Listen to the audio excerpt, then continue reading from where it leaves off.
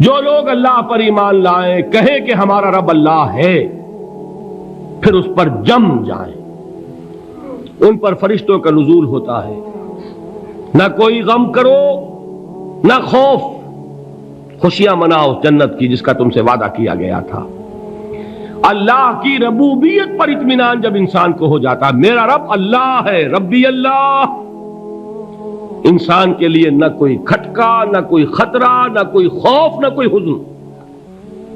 جو کچھ ہو رہا ہے کس کے اذن سے ہو رہا ہے؟ اللہ کے اذن سے۔ اللہ کے اذن کے بغیر پتہ تک نہیں ہلتا۔ یہ کوئی اندھا بہرا مادہ نہیں ہے جس سے مجھے کوئی خوف ہو۔ اندھا بھینسا چلا آ رہا ہو، اس سے تو ڈرنے کا ہر انسان کو ڈرنا چاہیے، نہ معلوم کس کو ٹکر مار دے۔ لیکن نہیں، اس کائنات کو چلانے والا ایک سمیع و بصیر خدا ہے، وہ جو میرا دوست ہے، میرا ولی ہے۔ اللہ ولی الذین آمنوا یخرجہم من الظلمات الی النور۔ اللہ اہل ایمان کا ولی ہے، ساتھی ہے، پشت پناہ ہے، مددگار ہے، حمایتی ہے۔ بتائیے جسے یقین ہو جائے کہ اللہ میرا مددگار، اللہ میرا محافظ، اللہ میرا پشت پناہ، اللہ میرا حمایتی، اس کے لیے کوئی خوف ہوگا؟ اس سے کوئی ڈر ہوگا؟ میں مثال دیا کرتا ہوں ایک بہت سادہ، پنجاب کے دیہات کی۔ تو بڑا چودھری ہے اور کوئی غریب کسان ہے۔ اس غریب کسان کے جانوروں کو ہر وقت اندیشہ ہوگا چوری کا، کوئی میری بھینس کھول کر نہ لے جائے، کوئی میرا بیل کھول کر نہ لے جائے۔ لیکن جس کے بارے میں یہ سب کو معلوم ہو کہ وہ جو بڑا چودھری ہے وہ اس کا دوست ہے، اس کی بچیا کو کوئی خوف ہوگا؟ اس کی بھینس پر کوئی ہاتھ ڈالے گا؟ اسے کوئی اندیشہ ہوگا؟ نہیں۔ کیوں؟ کہ وہ بڑا چودھری، بڑا اس کا یہاں کا سردار، جاگیردار، سب کو معلوم ہے وہ میرا دوست ہے، کوئی میرے خلاف اقدام نہیں کر سکتا۔ اس دنیا میں یہ چھوٹی سی بات اگر آپ کے دلی اطمینان اور سکون کا باعث بن سکتی ہے تو ذرا تصور کیجئے۔ میں لفظ تصور استعمال کروں گا صرف اس لیے کہ اس کا ہم جس کو کہتے ہیں ادراک اور شعور کر نہیں سکتے، اگر کے ساتھ کر سکتے۔ اگر یقین ہو کہ اللہ میرا مددگار اور یقین ہو کہ اللہ ہر آن میرے ساتھ ہے، پھر کوئی خوف، کس کا خوف؟ کوئی شے اللہ سے بالاتر ہے؟ کوئی قوت اس سے زیادہ طاقتور ہے؟ کوئی اس کے ارادے کو بدلنے والا ہے؟ کوئی اس کی مشیت کے آڑے آنے والا ہے؟ یہی بات ہے جو حضور نے فرمائی۔ یہ ایمان کا حاصل ہے لب لباب، کہ دیکھو اچھی طرح اس بات کو ذہن نشین کر لو، اگر تمام انسان مل کر تمہیں کوئی نقصان پہنچانا چاہے نہیں پہنچا سکتے، مگر جو کچھ اللہ نے لکھ دیا ہو، اور تمام انسان مل کر تمہیں کوئی نفع پہنچانا چاہیں نہیں پہنچا سکتے، مگر وہ شے جو اللہ نے طے کر دی ہو۔ آپ پھر میں کہوں گا ذرا طاری کیجئے، اسے فرض کیجئے، اسے سوچئے۔ اگر اس حدیث پر ہمارا دل ٹھکا ہوا ہو تو کسی سے ڈر ہوگا؟ یہ مجھے نقصان نہ پہنچا دے، یہ میری رپورٹ خراب نہ کر دے، یہ میری انکریمنٹ نہ رکوا دے، یہ میرا یہ نہ بگاڑ دے، یہ میرا یہ نقصان نہ پہنچا دے۔ اس کا ڈر، اس کا ڈر، اس کا خوف، اس کی خوشامد، اس کے لیے جا کر طرح طرح سے اپنی عزت نفس کو ذلیل کروانا اس کے سامنے، یہ سب کچھ کیوں کرتا ہے انسان؟ جب سمجھتا ہے کہ اس کے ہاتھ میں میرا کوئی نفع ہے، اس کے ہاتھ میں میرے لیے کوئی ضرر ہے، یہ مجھے کوئی گزن پہنچا سکتا ہے، یہ مجھے کوئی نقصان پہنچا سکتا ہے، یہ میرا کوئی کام بنا سکتا ہے، یہ میری کوئی ضرورت پوری کر سکتا ہے، اسی کا نام شرک ہے۔ جہاں آپ نے یہ سمجھا کہ غیر اللہ کے اندر کوئی طاقت موجود ہے، وہی شرک ہے۔ بتوں سے تجھ کو امیدیں، خدا سے نومیدی، مجھے بتا تو صحیح اور کافری کیا ہے؟ شرک تو یہ ہے۔ جس پر بھی تمہیں یہ خیال ہے، کلمہ ہے یہ کلمہ سوم، لا حول ولا قوت الا باللہ، ذرا اس پر دل کو کبھی اگر آپ تصور کریں، پھر فرض کریں، دل ٹھک جائے اس پر، کوئی طاقت نہیں۔ یہی بات تھی جو شیخ عبد القادر جیلانی رحمۃ اللہ علیہ نے اپنی وصیت میں اپنے بچے سے کہی. 11ویں دینے والے ہیں، لیکن حضرت شیخ عبد القادر جیلانی کی وصیت اور تعلیمات کو کتنے لوگ ہیں کہ جانتے ہو؟ یہ جن مقامات تک پہنچے ہیں وہ کس چیز کی بدولت پہنچے؟ انہوں نے جو پیغام دیا وہ کیا تھا؟ اے میرے بچے، جس طریقے سے قرآن مجید میں حضرت لقمان کی نصیحتیں جو ہے نقل کر دی گئی ہیں، میں یہ عرض کروں گا بالفرض اگر قرآن حضرت عبد القادر جیلانی کے بعد نازل ہوا ہوتا تو شیخ عبد القادر کی یہ نصیحتیں بھی قرآن میں درج ہوتی. اتنی اونچی نصیحتیں ہیں. اے میرے بچے، اس حقیقت کو ذہن نشین کر لے، لا فاعل فی الحقیقت ولا مؤثر الا اللہ. اس کائنات میں نہ کوئی فاعل حقیقی ہے نہ مؤثر حقیقی ہے سوائے اللہ کے. کسی شے میں کوئی تاثیر نہیں اگر اللہ نہ چاہے. آگ جلا نہیں سکتی اگر اللہ نہ چاہے. پانی ڈبو نہیں سکتا اگر اللہ نہ چاہے. زہر ہلاک نہیں کر سکتا اگر اللہ نہ چاہے. کوئی چیز فائدہ نہیں پہنچا سکتی اگر اللہ نہ چاہے. تو در در پہ کیوں سر جھکاتے ہو؟ در در پر کیوں جبیں سائی کرتے ہو؟ سب کے سامنے کیوں ہاتھ پھیلاتے ہو؟ ایک اللہ سے مانگو. ایک اللہ کے سامنے زمین پر اپنی جبین رکھو. لا فاعل فی الحقیقت ولا مؤثر الا اللہ. نظر آتا ہے ہمیں کہ پانی پیاس بجھا دیتا ہے. پیاس بجھانے کی صلاحیت پانی میں نہیں ہے، اللہ کے اذن سے. کھانا بھوک مٹا دیتا ہے. بھوک مٹانے کی صلاحیت کھانے میں نہیں ہے، اذن رب میں ہے. دیکھیے یہی یقین تھا. حضرت موسیٰ علیہ السلام کا واقعہ یاد کیجئے. سامنے سمندر آ گیا ہے، قوم دیکھتی ہے پیچھے کہ گرد و غبار کا طوفان ہے. معلوم ہوا کہ فرعون اپنے لشکر سمیت آ گیا ہے. لشکر جب چلتا تھا تیز رفتاری کے ساتھ تو گرد و غبار کا جو طوفان اٹھتا تھا اس کا تصور کیجیے. اور لمحہ بلمحہ وہ قریب آ رہا ہے. پوری قوم نے کیا کہا؟ اے موسیٰ انا لمدرکون. اے موسیٰ ہم کو پکڑے گئے. قرآن مجید نے تو یہاں وہ باتیں نہیں لکھی ہیں، لیکن تورات میں یہ درج ہے کہ بنی اسرائیل جھگڑنے لگے، دست و گریبان ہو گئے موسیٰ کے ساتھ. موسیٰ ہمیں یہاں مروایا لا کر، اس سے تو ہم ہی بہتر تھے. وہاں کھانے کو ملتا تھا، زندگی تو تھی، بیگار ہم کر رہے تھے، موت تو نہیں تھی. اب جو کچھ ہوگا اس کا تصور کرو، جس طریقے سے ہمارے ٹکڑے اڑائے جائیں گے. تو لڑ رہے ہیں حضرت موسیٰ علیہ السلام سے. یہ تورات کی تفصیل ہے. قرآن میں صرف اتنا آیا ہے، پریشان ہو کر انہوں نے کہا انا لمدرکون. موسیٰ ہم تو پکڑے گئے. اس وقت موسیٰ کا جواب کیا ہے؟ کلا ان معی ربی سیہدین. نہیں، میرے ساتھ میرا رب ہے، وہ راستہ دے گا. بتائیے کہاں راستہ نظر آ رہا ہے؟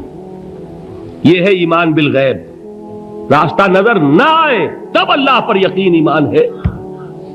جیب میں پیسے ہوں اور تب دل کو اطمینان ہے تو ایمان کس پر ہوا؟ پیسے پر، اللہ پر نہیں. جب وسائل و ذرائع نہ ہو اور پھر یقین ہو کہ اللہ مسبب الاسباب ہے، وہ اسباب کا پابند نہیں ہے، وہ اسباب کا محتاج نہیں ہے، اسباب اس کے محتاج ہیں. اگر یہ یقین ہے تو اللہ پر ایمان ہے. یہ نہیں ہے تو تمہارا ایمان اسباب پر ہے، وسائل پر ہے، ذرائع پر ہے، مادیات پر ہے، اللہ پر نہیں. اس وقت کہاں راستہ تھا؟ کوئی راستہ تھا؟ سمندر ہے اور ادھر سے لشکر آ گیا ہے. کلا ان معی ربی سیہدین. اب دیکھیے ایمان کہہ دینا آسان ہے، ہوا معکم اینما کنتم. جہاں کہیں بھی تم ہوتے ہو اللہ تمہارے ساتھ ہوتا ہے. لیکن اس کا یقین قائم ہو جائے تو زمین و آسمان کا فرق واقع ہو جائے. یہی بات ہوئی حضور کے ساتھ. غار ہے، چھپے ہوئے ہیں محمد الرسول اللہ اور آپ کے وہ یار غار ابو بکر صدیق رضی اللہ تعالی عنہ. اقبال نے حضرت ابو بکر کی شان میں چند اشعار کہے صرف، لیکن واقعہ یہ ہے کہ بھاری بھاری نظموں پر اور قصیدوں پر بھاری ہے. طویل ترین نظمیں اور قصیدے ہوں ان پر بھاری ہے. ہمت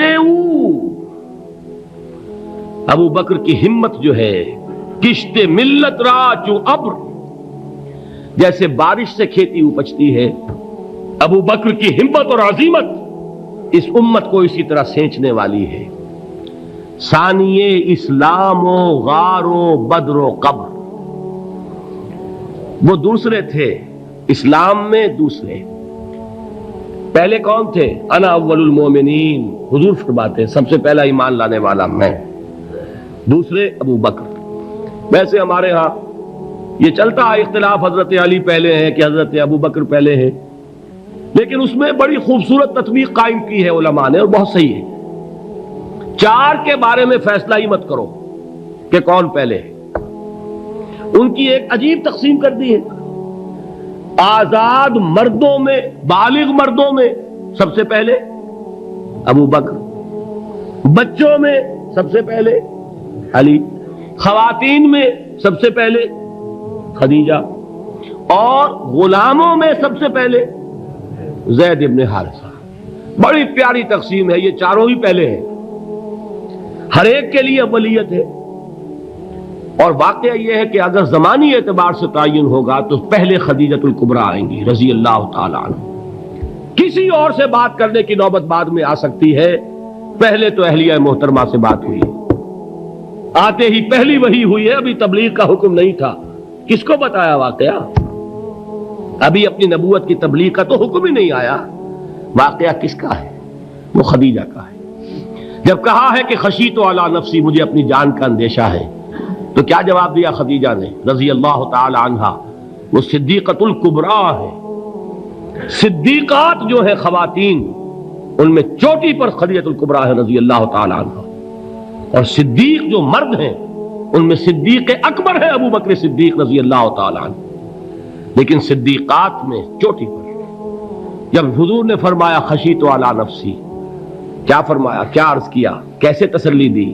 نہیں نہیں، اللہ آپ کو ضائع نہیں کرے گا، آپ غریبوں کے ہمدرد ہیں، آپ مساکین کے تکالیف رفع کرنے والے ہیں، آپ بیواؤں کی سرپرستی کرتے ہیں، آپ مسافروں کی خدمت کرتے ہیں، اللہ آپ کو ضائع نہیں کرے گا۔ یہ یقین ہے اس خاتون کے اندر۔ خیر وہ ایک علیحدہ بات ہو جائے گی۔ میرے دل پر حضرت خدیجہ رضی اللہ تعالی عنہ کی شخصیت کا بڑا گہرا نقش ہے، جو وہ کوئی اور ہی وقت اور موقع ہوا تو بیان ہوگا۔ بہرحال اقبال نے ایک مصرے میں جو چار اولیتیں جمع کر دی ہیں، ہمت او کشت امت را چو ابر، ثانی اسلام و غار و بدر و قبر۔ اسلام میں حضور کے بعد پہلے کون؟ ابو بکر۔ غار میں حضور کے ساتھ کون؟ ابو بکر۔ بدر کی رات اللہ کا رسول سربسجود وہ جھاڑ، وہ گھاس پھوس کی جو جھوپڑی بنائی گئی تھی، اور وہاں تلوار ننگی لے کر پہرا دینے والا کون؟ ابو بکر۔ اور اس حجرہ عائشہ میں محمد کے بعد سب سے پہلے دفن ہونے والا کون؟ ابو بکر رضی اللہ تعالی عنہ صلی اللہ علیہ وسلم۔ وہ جو معاملہ میں سنا رہا تھا غار ثور کا، حضرت ابو بکر بھی حضور کے خیال سے لرز گئے ہیں۔ آپ کو یاد ہوگا کہ جا کر پہلے تمام جتنے سوراخ تھے انہیں بند کیا ہے، ایک سوراخ رہ گیا تھا جس کو بند کرنے کے لیے کوئی کپڑا نہیں تھا، وہاں اپنی ایڑی رکھی ہے، تب کہا ہے حضور سے تشریف لائیے، اور اپنے زانو پر حضور کو لٹایا ہے، اور وہاں کسی موذی جانور نے کاٹا ہے، حضور کی آنکھ لگ گئی تھی، اس وقت اس بل کے اندر جو بھی بچھو ہے کیا ہے واللہ عالم، اس نے کاٹا ہے، اس کی تکلیف کی وجہ سے ابو بکر کی آنکھوں سے آنسو ٹپک گئے، حضور کے چہرے مبارک پر پڑے ہیں، تو حضور جاگے ہیں، معاملہ کیا ہے؟ ایڑی نہیں ہٹائی وہاں سے، مبادا وہ جانور وہاں سے نکل کر محمد الرسول اللہ کو کوئی گزن پہنچا دے، ابو بکر کی ایڑی ہے، جس طرح چاہے کھا لے، ختم کر دے، جان نکل جائے تب کوئی آنچ آئے محمد پر تو آئے، لیکن جیتے جی نہیں۔ وہ ہے ابو بکر حضور کے خیال سے۔ اس وقت حضور نے پھر اپنا لعاب دہن لگایا ہے، اور اس سے پھر آپ کی تکلیف ختم ہوئی۔ جیسے خیبر میں حضرت علی کی آنکھ دکھ رہی تھی، اس کو جو شفا حاصل ہوئی ہے وہ بھی حضور کے لعاب دہن سے ہوئی۔ تو بہرحال اس وقت انہوں نے کہا ہے کہ اے نبی یا رسول اللہ، اگر اس وقت ان میں سے کسی نے غیر ارادی طور پر بھی اپنے قدموں کی طرف جھانک لیا تو پکڑے جائیں گے۔ کیا جواب تھا اللہ کے رسول کا؟ لا تحزن ان اللہ معنا، اللہ ہمارے ساتھ ہے، کیوں گھبراتے ہو ابو بکر؟ یہ ہے ایمان باللہ، میرا مالک اللہ، میرا رازق اللہ، میرا محافظ اللہ، میرا مددگار اللہ، میرا پشت پناہ اللہ، میرا دوست اللہ۔ یہ دوستی ہے اللہ کی جو لب لباب ہے، حاصل ہے ایمان کا، اسی کا نام ولایت ہے۔ اولیاء اللہ کے سروں پر سینگ نہیں ہوتے، جس کے دل میں ایمان راسخ ہو چکا ہو وہی اللہ کا ولی ہے، جسے اللہ پر یقین ہو چکا ہے وہی اللہ کا ولی ہے، جسے یقین ہے اللہ میرے ساتھ ہے، میرا مددگار، میرا پشت پناہ، میرا ساتھی، میرا دوست، میرا محبوب، میرا محب۔ اللہ اہل ایمان سے محبت کرتا ہے، واللہ یحب الصادقین، ان اللہ یحب الذین یقاتلون فی سبیلہ صفا کانہم بنیان مرصوص۔ اللہ محبت کرنے والا، اہل ایمان محبوب، اور اہل ایمان محبت کرنے والے اللہ محبوب۔ والذین آمنوا اشد حبا للہ۔ آپ تصور کیجئے جسے یہ رشتہ ایمان یا رشتہ ولایت حاصل ہو جائے، الا ان اولیاء اللہ لا خوف علیہم ولا هم یحزنون، آگاہ ہو جاؤ اللہ کے دوستوں کے لیے نہ کوئی خوف ہے